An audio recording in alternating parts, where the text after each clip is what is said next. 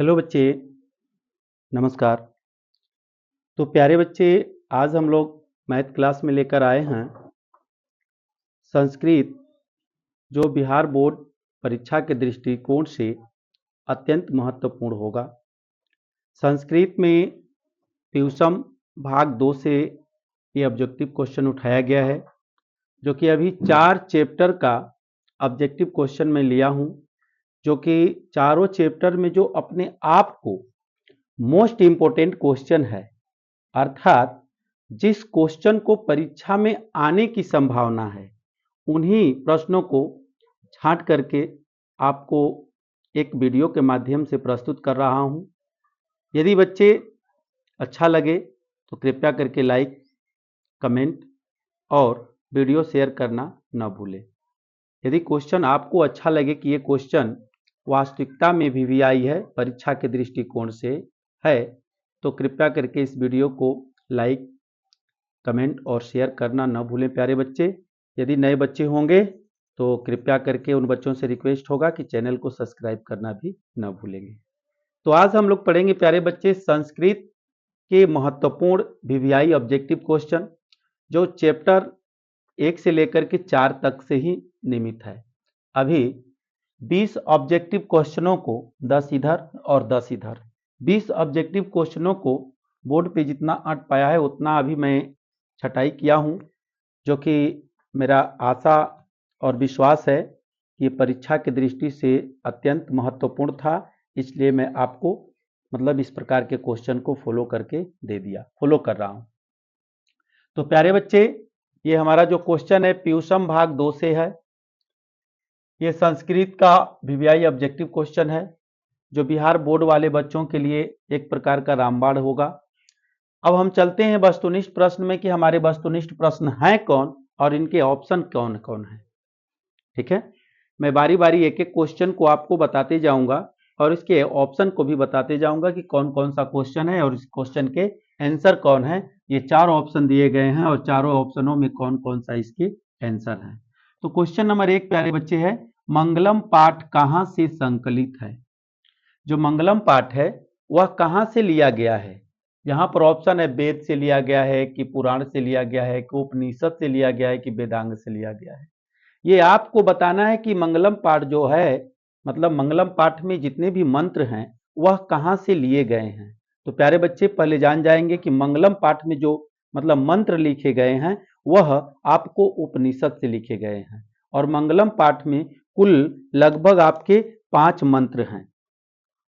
मंगलम पाठ में प्यारे बच्चे कुल मिलाकर के आपका 5 मंत्र संकलित है, 5 मंत्रों को लिखा गया है। ओके प्यारे बच्चे जी, 1 2 3 4 5 5 मंत्र हैं प्यारे बच्चे। आपसे कभी ये भी क्वेश्चन पूछा जा सकता है कि मंगलम पाठ में कुल कितने मंत्र हैं। मंगलम पाठ में कुल कितने मंत्र हैं प्यारे बच्चे, तो आपको याद रखना है कि 5 मंत्र हैं। ओके, और सभी मंत्र कोई ना कोई उपनिषद से ही लिया गया है। सभी मंत्र कोई ना कोई उपनिषद से ही लिया गया है। तो यहाँ पर आपका तो क्वेश्चन है कि मंगलम पाठ कहाँ से संकलित है, यानी वेद से संकलित है, पुराण से संकलित है कि उपनिषद से संकलित है। तो प्यारे बच्चे आपका उपनिषद से संकलित है। ठीक है, और क्वेश्चन नंबर 1 का ऑप्शन नंबर आपका सी है। ओके प्यारे बच्चे, अब क्वेश्चन चलते हैं 2 की ओर। यहाँ क्या बोल रहा है सुनेंगे गौर से। छोटा से भी छोटा और बड़ा से भी बड़ा। बड़ा प्यारे बच्चे यहाँ पर बड़ा रहेगा। बड़ा क्या है, छोटा से भी छोटा और बड़ा से भी बड़ा क्या है प्यारे बच्चे। तो आपको यहाँ पर ऑप्शन दिया गया है ईश्वर, शरीर, आत्मा, मन। यानी कौन चीज है जो छोटा से छोटा है और बड़ा से बड़ा है। तो प्यारे बच्चे जो मंगलम पाठ है उसमें आपको बताया गया है जो आत्मा जो है वह छोटा से छोटा और महान से महान यानी बड़ा से बड़ा है। ठीक है, तो आपका आंसर हो जाएगा आत्मा, अर्थात आपका क्वेश्चन नंबर 2 का ऑप्शन हो जाएगा सी। ठीक है, क्वेश्चन नंबर 2 का ऑप्शन हो जाएगा आपका सी, आत्मा छोटा से छोटा और बड़ा से बड़ा होता है। अब क्वेश्चन नंबर 3 में चलते हैं। किसकी विजय नहीं होती है, विजय क्या होता है, किसकी विजय नहीं होती है, इसका मतलब कौन नहीं जीत पाता है, कौन नहीं जीत पाता है प्यारे बच्चे? तो आप गौर से समझेंगे, अपने दिलो दिमाग से भी आप सोच सकते हैं कि किनकी जीत नहीं होती है। ना नृत्यम, यानी झूठ बोलने वाले, गलत बोलने वाले, असत्य बोलने वाले की कभी झूठ मतलब विजय नहीं होती है। ठीक है प्यारे बच्चे, जीत उनकी नहीं होती है जो असत्य बोलते हैं, जो झूठ बोलते हैं, उनकी जीत नहीं होती है। तो यहां पर दिया गया है सत्य की, तो जो सत्य पे चलता है उसका तो सदैव जीत होता है, क्योंकि सत्य से धर्म की भी रक्षा होती है। असत्य की प्यारे बच्चे, तो यहां पर असत्य का ही जीत नहीं होता है, कभी भी झूठ बोलने वालों का जीत नहीं होता है। परेशान तो हो जाते हैं व्यक्ति, लेकिन जीत नहीं होती है प्यारे बच्चे, बात गौर से समझिएगा। ठीक है, अब क्वेश्चन नंबर 4 में चलते हैं। अतएति पद का अर्थ है, अतएति, अतएति पद का अर्थ होता है पार कर जाना। ठीक है, अतएति पद का अर्थ होता है प्यारे बच्चे पार कर जाना। तो यहां पर देखते हैं पार कर जाना, सुन जाना, देखा जाना, कार्य करना। तो प्यारे बच्चे आपका अतएति शब्द का अर्थ पार कर जाना होता है। क्वेश्चन नंबर 4 का आंसर हो गया आपका ए। क्वेश्चन नंबर 5 में चलते हैं प्यारे बच्चे, गौर से सुनते हैं। कुटनी मत, कुटनी मत काव्य के कवि कौन है? कुटनी मत काव्य के कवि कौन है प्यारे बच्चे? तो यहाँ ऑप्शन दिया गया है, कुटनी मत एक काव्य है जिसके कवि को आपको बताना है। राजशेखर, दामोदर गुप्त, विशाख दत्त, कालिदास। तो प्यारे बच्चे कुटनी मत काव्य के कवि कौन है? तो दामोदर गुप्त हैं। कौन है? दामोदर गुप्त हैं। या क्वेश्चन उलट कर भी पूछ सकता है, कैसे कि कुटनी दामोदर गुप्त ने किसकी रचना की, किस काव्य की रचना की? इस प्रकार भी क्वेश्चन आपको आ सकता है, जो बोर्ड परीक्षा में अत्यंत महत्वपूर्ण है। दामोदर गुप्त ने किस काव्य की रचना की? तो आपको जवाब देना होगा कुटनी मत की। ठीक है, कुटनी मत काव्य की रचना की कौन? दामोदर गुप्त ने। कभी ऐसे क्वेश्चन दे देगा कुटनी मत काव्य के मतलब रचनाकार कौन है? तो दामोदर गुप्त है। ठीक है प्यारे बच्चे, इसकी भी ये भी जो है ये भी बोल सकता है आपको कि किसकी विजय होती है। तो जब किसकी विजय बोल देगा प्यारे बच्चे, तो सत्य की विजय लिख दीजिएगा। ठीक है, सत्य की सदैव विजय होती है, सत्य की सदैव विजय होती है। लेकिन यहां पर तो क्वेश्चन आपका दिया था किसकी विजय नहीं होती है, तो आपको आंसर देना होगा किसकी? असत्य की। क्वेश्चन नंबर 5 का आंसर हो गया दामोदर गुप्त, ऑप्शन नंबर बी हो गया। क्वेश्चन नंबर अब चलते हैं 6 में। क्या है क्वेश्चन? यूनान का राजदूत कौन था? यानी कौन सा राजदूत था जो यूनान से आया था, वो यूनान का निवासी था। तो क्वेश्चन का आंसर होगा प्यारे बच्चे आपका मेगास्थनीज। यहाँ फैहान नहीं होगा, हुवेत सांग भी नहीं होगा, यहाँ इत्सिंग भी नहीं होगा, मेगास्थनीज था जो मतलब यूनान का राजदूत था, जो पाटलिपुत्र में आया था। ठीक है, जो पाटलिपुत्र आप पढ़ेंगे चैप्टर पाटलिपुत्र वर्णनम, तो उसमें आपको मिलेगा मेगास्थनीज यूनान का दार्शनिक। ठीक है, तो आपका आंसर हो जाएगा यूनान का जो मतलब राजदूत था वह मेगास्थनीज था। ठीक है प्यारे बच्चे जी, क्वेश्चन नंबर 6 का आंसर हो गया आपका सी। यहाँ क्वेश्चन नंबर 7 देखते हैं। गुरु गोविंद सिंह किस धर्म के गुरु थे? गुरु गोविंद सिंह किस धर्म के गुरु थे? ये गुरु थे, लेकिन कौन से धर्म के? ऐसे आपको पता है प्यारे बच्चे कि भारत में 4 धर्म के लोग मुख्य रूप से रहते हैं, हिंदू, मुस्लिम और सिख और ईसाई। ये 4 धर्मों को लोग रहते हैं। ठीक है, तो 4 धर्मों में आपको बताना है कि मतलब कि जो गुरु गोविंद जी थे वह किन के गुरु थे। तो प्यारे बच्चे आपको बताया गया है, पाटलिपुत्र वाला में ही चैप्टर में बताया गया होगा कि सिखों के 10वें गुरु गुरु गोविंद सिंह थे। ठीक है, सिखों के 10वें गुरु। यहाँ लिखा गया है किस धर्म के थे, तो प्यारे बच्चे यहाँ ऑप्शन डी में देखेंगे सिख लिखा है, इसलिए आप सिख आपका आंसर करेक्ट हो जाएगा। ओके जी, क्वेश्चन नंबर 8 में चलते हैं। पाटलिपुत्र का इतिहास कितने वर्ष पुराना है? पाटलिपुत्र का इतिहास यानी पटना का इतिहास, आज इसको हम पटना बोलते हैं, पहले इसका बहुत सारा नाम था। जैसे जैसे समय बीतता गया वैसे वैसे इसके नाम में चेंजिंग आता गया, अर्थात परिवर्तन आते गया। तो प्यारे बच्चे अब यहाँ पर आपको बताया गया कि पाटलिपुत्र का इतिहास कितने वर्ष पुराना है। आज हम लोग पढ़ते हैं तो पाटलिपुत्र का इतिहास जो होता है 2500 वर्ष पुराना है प्यारे बच्चे। इसमें कहीं 2500 वर्ष दिया होगा, 800 वर्ष, 2500 वर्ष, 700 वर्ष, 100 वर्ष नहीं प्यारे बच्चे, यहाँ पर 2500 वर्ष दिया हुआ है, यही आपका ऑप्शन हो जाएगा, option number B. Question number 9 में चलते हैं।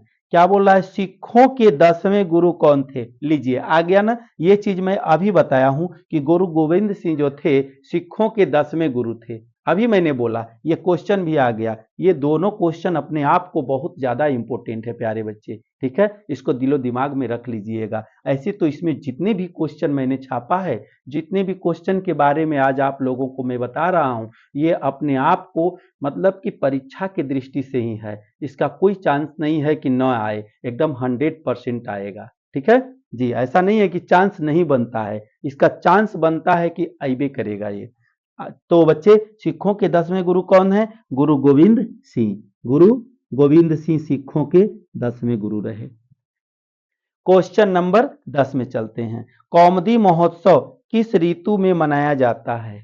कौमुदी महोत्सव चलता था पाटलिपुत्र में, ठीक है प्यारे बच्चे, पाटलिपुत्र में कौमुदी महोत्सव चलता था। तो वो बताया गया किस ऋतु में मनाया जाता है, तो शरद ऋतु में मनाया जा रहा था। जिस समय आप चैप्टर पढ़ रहे थे उसी समय बताया गया था कि देखो बच्चे, जो पटना में कौमुदी महोत्सव होता था, कौमुदी महोत्सव में क्या होता है, बहुत तरह तरह के फूलों होते थे, उनके वहां पर बाजार होता था, राजा आकर करके उनको इनाम दिया करते थे, जिनके फूल अच्छे रहते थे उनको राजा इनाम दिए करते थे, वही कौमुदी महोत्सव होता है, ठीक है। तो वसंत ऋतु, वर्षा ऋतु, शरद ऋतु, ग्रीष्म ऋतु, तो प्यारे बच्चे शरद ऋतु में कौमुदी महोत्सव मनता था। क्वेश्चन नंबर 10 तक आपका परफेक्ट आंसर हो गया। यहाँ चलते हैं क्वेश्चन नंबर 11 में। अलस कथा पाठ के लेखक कौन है? अलस कथा पाठ के लेखक कौन है? तो प्यारे बच्चे, अलस कथा जो पाठ है वह विद्यापति कृत मतलब कि पाठ है, यानी विद्यापति के द्वारा रचित पाठ है। तो यहाँ आपका कालिदास तो हो नहीं सकता है, विद्यापति ऑप्शन में है तो विद्यापति ही आपका आंसर हो जाएगा, ठीक है बच्चे जी। क्वेश्चन नंबर 11 का आंसर हो जाएगा विद्यापति। विद्यापति ने अलस कथा पाठ को लिखे हैं। क्वेश्चन नंबर 12 में चलते हैं। यहाँ 12 क्या बोल रहा है, वीरेश्वर कहाँ के मंत्री थे? वीरेश्वर कहाँ का मंत्री था? थे भी आप लिख सकते हैं प्यारे बच्चे, ठीक है जी। मिथिला के, मगध के, अवंती के, काशी के, तो प्यारे बच्चे मिथिला मंत्री थे वीरेश्वर, मिथिला के मंत्री वीरेश्वर जी थे। वीरेश्वर कहाँ के मंत्री थे? तो मिथिला के मंत्री थे। कभी क्वेश्चन ऐसे भी बोल देता है कि मिथिला के मंत्री कौन थे, तो आपको डायरेक्ट जवाब देना होगा वीरेश्वर। और कभी इस तरह बोल देगा कि वीरेश्वर कहाँ के मंत्री थे, तो आपको आंसर देना होगा मिथिला के, ठीक। बहुत सारे बच्चे मतलब थोड़ा सा क्वेश्चन पलट जाता है तो इससे क्या हो जाते हैं, थोड़ा सा संदेह में आ जाते हैं, और संदेह में आने से आंसर गलत लिख देते हैं। तो बच्चे इस प्रकार के क्वेश्चन को गलत नहीं करना है। अब चलते हैं क्वेश्चन नंबर 13 में। नीतिकार आलस्य को क्या मानते हैं? आलस्य मनुष्य का सबसे बड़ा दुश्मन होता है, आलस्य मनुष्य का सबसे बड़ा शत्रु होता है प्यारे बच्चे। तो नीतिकार इसे शत्रु ही मानेंगे, दोस्त नहीं मानेंगे। तो आलस्य को नीतिकार क्या मानते हैं? शत्रु मानते हैं। इसमें देखेंगे कहीं शत्रु है, गुण, मित्र, शत्रु, धर्म, धर्म तो हो नहीं सकता है, मित्र तो आलस्य है तो होगा नहीं, और गुण भी नहीं हो सकता है, इसलिए इसका आंसर हो जाएगा प्यारे बच्चे शत्रु, ऑप्शन हो जाएगा सी। आगे चलते हैं क्वेश्चन नंबर 14 में। वीरेश्वर कैसा मंत्री था? वीरेश्वर किस प्रकार का मंत्री था? चुट्टा था, बेईमान था, डाकू था, लुटेरा था, क्रूअल था, यानी कठोर हृदय का था, या ममतामयी था, दयालु था, क्या था? इसमें से आपको डिसाइड करना है। वीरेश्वर ही मंत्री जो आलसियों को भोजन देते थे। तो सोचिए कि आलसियों को भोजन देने वाला क्रूअल हो सकता है या हम्बल हो सकता है, नम्र हो सकता है, दयालु हो सकता है, विनम्र हो सकता है। तो प्यारे बच्चे, यहाँ पर क्वेश्चन दिया गया वीरेश्वर कैसा मंत्री था, ऑप्शन भी दिया गया दयालु, ईमानदार, क्रूर और दुष्ट। तो इस चैप्टर में ईमानदार की बात नहीं आएगी, यहाँ दयालु की बात आएगी, क्योंकि आलसी लोग थे और आलसियों लोग को भोजन देना था। तो दया करके आलसियों लोगों को भोजन दिया जाता है, ठीक है। दया करके आलसियों लोगों का आलसियों लोगों को भोजन दिया जाता है प्यारे बच्चे, क्योंकि वह भोजन करने के या कमाने के मतलब योग्य नहीं रहता है। आगे चलते हैं क्वेश्चन नंबर 15। आधुनिक काल की संस्कृत कवियत्री कौन थी? आधुनिक काल का मतलब होता है प्यारे बच्चे इस समय के। तो इस समय के कवियत्री कौन है? तो यहाँ पर ऑप्शन दिया गया है तिरुम्ब लांबा, विजयांगका, सुलभा, पंडित क्षमाराव। तो आपको बताया गया है कि आधुनिक काल के जो संस्कृत कवित्री है वह पंडित क्षमा राव है। इसलिए आपका ऑप्शन हो जाएगा पंडित क्षमा राव। क्या हो जाएगा? पंडित क्षमा राव हो जाएगा। ऑप्शन आपका डी हो जाएगा। आगे पढ़ते हैं प्यारे बच्चे। यहाँ देखिए क्या दिया है। याज्ञवल्क्य की पत्नी कौन थी? याज्ञवल्क्य ऋषि थे, एक बहुत बड़ा ऋषि थे प्यारे बच्चे। ये प्राचीन काल के सब ऋषि थे। कहा जाता है कि प्राचीन काल में ऋषियों ने मतलब कि ऋषियों के साथ साथ मतलब ऋषिकाओं भी उनके मंत्र उच्चारण में भाग लेती थी। ठीक है, तो ये आपको संस्कृत साहित्य में मतलब लेखिकाओं की भूमिका को वर्णन किया गया है। वही चैप्टर से ये क्वेश्चन है कि प्राचीन काल में ऋषियों के साथ साथ ऋषिकाएं भी अपना महत्वपूर्ण भूमिका अदा करती थी प्यारे बच्चे। तो याज्ञवल्क्य की पत्नी कौन थी? मैत्रेयी थी। ठीक है, याज्ञवल्क्य की पत्नी मैत्रेयी थी। आगे चलते हैं क्वेश्चन नंबर 17 में। दक्षिण भारतीय संस्कृत लेखिका कौन थी? यानी दक्षिण भारत की संस्कृत लेखिका कौन कौन है? तो प्यारे बच्चे दक्षिण भारत की संस्कृत शीला भट्टारिका, राम राम भद्रांबा, देव कुमारिका, सभी। तो प्यारे बच्चे ये सभी लोग दक्षिण भारत के ही संस्कृत लेखिका हैं। ठीक है प्यारे बच्चे, तो यहाँ पर ऑप्शन आपका हो जाएगा डी। ऑप्शन आपका डी हो जाएगा। ठीक है, सभी लोग दक्षिण भारत के ही संस्कृत लेखिका है। यहाँ पर आते हैं। कंपल राय की पत्नी कौन थी? कंपल राय के पत्नी का क्या नाम था ये बताना है। तो कंपल राय की पत्नी गौर करते हैं यहाँ पर तिरुमलांबा, गंगा देवी, देव कुमारिका, राम भद्रांबा। तो प्यारे बच्चे कंपल राय की पत्नी थी गंगा देवी। कौन थी? गंगा देवी थी। याद कर लेंगे प्यारे बच्चे, ये एग्जाम में बैठने से पहले इस चीज को एकदम कंप्लीट करके ही जाएंगे जी।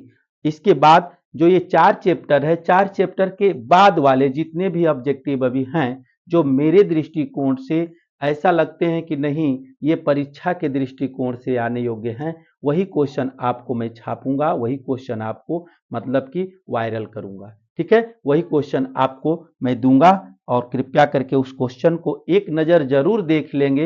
हो सकता है कि ये क्वेश्चन सेम टू सेम यही आ जाए। मधुरा विजयम किसकी रचना है? मधुरा विजयम किसकी रचना है? मधुरा विजयम एक मतलब कृति है, काव्य है। ठीक है, तो उसकी रचना मतलब कौन किए थे? यहाँ पर दिया गया तिरुमलांबा, क्षमा राव, गंगा देवी, सभी। तो प्यारे बच्चे मधुरा विजयम का मतलब कि रचनाकार गंगा देवी की थी।